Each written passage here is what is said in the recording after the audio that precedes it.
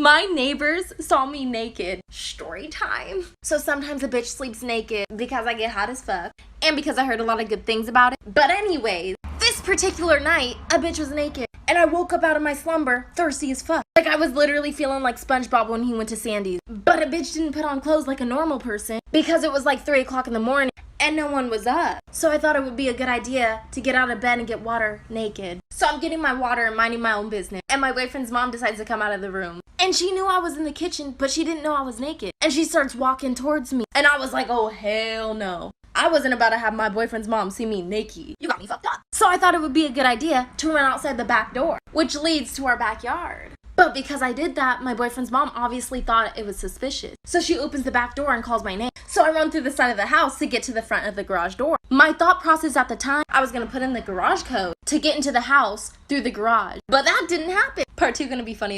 My neighbors saw me naked. Story time. So I ran through the side of the house to get to the garage door that's in the front of the house. Keep in mind, I am bare booty cheeks naked, running outside just so my boyfriend's mom didn't see me naked. So I get to the garage door and I put in the code. The code wasn't working. And I'm just standing there freaking out like, no.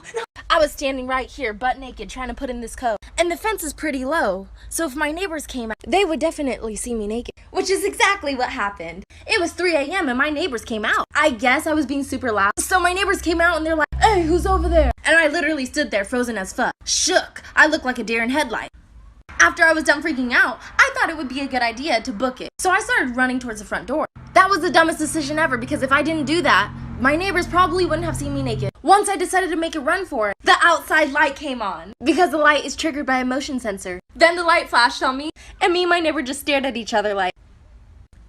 Then I ran for the front door, which happened to be unlocked. When I was in 4th grade, I started becoming friends with this girl, Maddie. She was the coolest girl in the grade. Everyone loved her. She wasn't a mean, popular girl, though. She was really nice. One day, Maddie invited me over for a sleepover, and I, of course, said yes. So I'm at Maddie's house. We're having a great time. But one thing I didn't tell Maddie is that I'm slightly lactose intolerant, and her dad made 3-cheese macaroni that night for dinner. But I was too nervous to say anything, so I ate the entire bowl. And then we started watching a movie, and I'm really not feeling good. So I go to the bathroom, and I take a huge shit. But for some reason, the toilet isn't flushing. It's not clogged, but you just can't flush. So I panic. I look through her bathroom cabinets and I find Ziploc bags. I reach into the toilet and I take my shit out and I put it in the Ziploc bag and then I throw it out the window. A few weeks later in school, Maddie tells me that her mom is worried they have a peeping Tom coming to their house trying to scare them. Her mom called the police and asked them to keep an eye on her street. And when I asked Maddie why her mom thought that, she said, well, it's pretty gross, but he pooped in a Ziploc bag and threw it at our rose bushes. Maddie said my mom's really upset because the rose bushes are where my mom put my grandma's ashes. I was like, oh yeah, that's super scary. Hopefully they find the guy who did that. And hopefully Maddie never said my mom's really upset because crazy ass story time. 23 years ago, there was this mother of 2 children who just recently had a 3rd child. Soon after, the newborn baby was sleeping in the nursery while they were throwing a house party, and unfortunately, during the party, the house caught on fire. Everyone scrambles out of the house and they couldn't get to the baby, and then the cops concluded that the baby had died in the fire. But her other 2 kids made it out alive. And even though the cops told her that her baby had died, she refused to believe it. Many years later, the mother took her 2 children to a birthday party, and there was this other woman there with her child. And now the mother looks at that child and is in shock because she looks so much like her other 2 kids. She goes up to the little girl and says that she has bubble gum in her hair so that she can steal a few strands of her hair. She took it to a lab and they DNA tested it, and that little girl was her child. So it turns out many years ago during that house party, a woman that the mother knew went upstairs, took the baby, and started the fire so that the baby would be declared as dead and she could easily get away with kidnapping her. And then she ran from the cops and they can't find her. So a woman just came in and she wanted 2 half-pound bags of turkey. And I said, okay, so you want a full pound but split into 2 bags? And she said, no. I want 2 half-pound bags of turkey. And I said, okay. All right. So, ma'am, do you want a full pound of turkey but in 2 bags of a half? No, and she was like, she cut me off. I hate being cut off. And she was like, no. I want 2 half-pound bags of turkey. And I said, ma'am, okay. Do you want a full pound of turkey? But it is split up into 2 1/2-pound bags. And she looked at me like I was trying to mess with her. Like I have the time or energy to mess with. And she said, what are you, some kind of smart ass? No, I want 2 half-pound bags of. I said, ma'am, 2 half pounds is a full pound. Do you want a full pound, but in 2 half-pound bags? And she said, no, I want 2 pounds, each one 1/2 pound. And I said, so a full. Listen. You don't have to if you can't.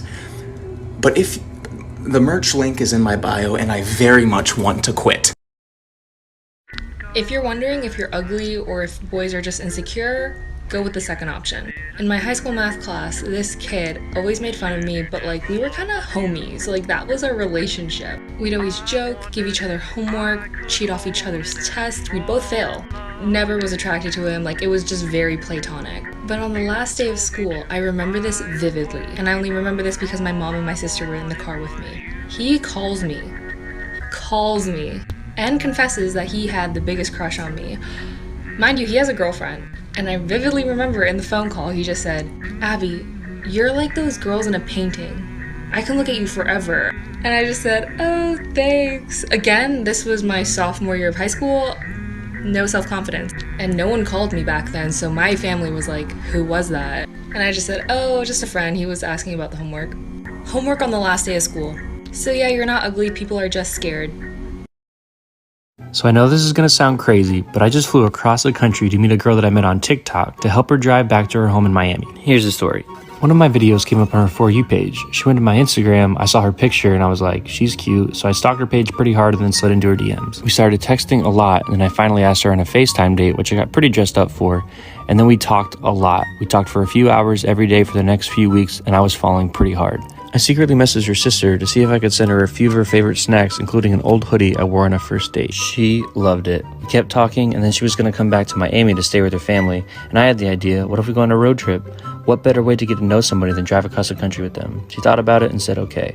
I made sure to call her parents and let them know I would take care of their daughter, got a haircut, packed my bags, set my alarm, got in the car, thanks again mom, and drove super early to the airport. So here I am, going to meet a girl I met on TikTok in the middle of a pandemic. There's a lot of thoughts going on inside my head, and I know that maybe it won't work out, but maybe it will. Either way, we'll have a great story to tell. Stay tuned. So if you didn't see the first video, I flew across the country to meet a girl that I met on TikTok to help her drive back so she can be with her family in Miami. Here's what happened next. We met outside her car, and we were both relieved that neither of us were catfished. Phew. She took me to El Matador Beach in Malibu, where we had In-N-Out right on the beach. It was amazing. I also jumped in the water and it was really cold. Met her sister's family and we started our road trip. We drove through Vegas and then tried to go to the Hoover Dam, but it was closed. But then found this cool little hike right around the corner. We had a little trouble with almond butter, but then we kept driving and watched the sunset on top of this beautiful mountain just south of the Grand Canyon. We set our alarms and got up super early to watch the sunrise at the Grand Canyon, and it was so worth it. And then... just kidding, but I did ask her to be my girlfriend and we shared our first kiss. We drove for a bit more and had a picnic on the side of the road. Some people slept, and then we drove to El Paso where we spent the night and started driving through Texas, had some Texas barbecue, and drove through Texas. We stopped for some spicy margaritas on the San Antonio Riverwalk. It hit some people harder than others. It feels like we're never leaving Texas. If you haven't seen the first two videos, I flew across the country to meet a girl that I met on TikTok to help her drive back to be with her family in Miami. So far we've met, we're officially dating, and we're still in Texas. Much later. We drove into one of these tornado tumbleweed things that was kind of cool until we eventually made it to Houston, where we stayed with her aunt and uncle who made one of the best steaks I've ever had in my life. Yum. We spent the night, said goodbye, and then had to stop at New Orleans at Cafe Du Monde because beignets. Straight up delicious. We kept driving to the Panhandle, where we stayed at a hotel right on Panama City Beach, where we enjoyed the water and the sunshine, and then we packed our bags, and when I say we, I mean me. And then we got Whataburger. Man, we eat a lot. I had a little fun at one of the pit stops and said she couldn't get in unless she danced. Enjoy.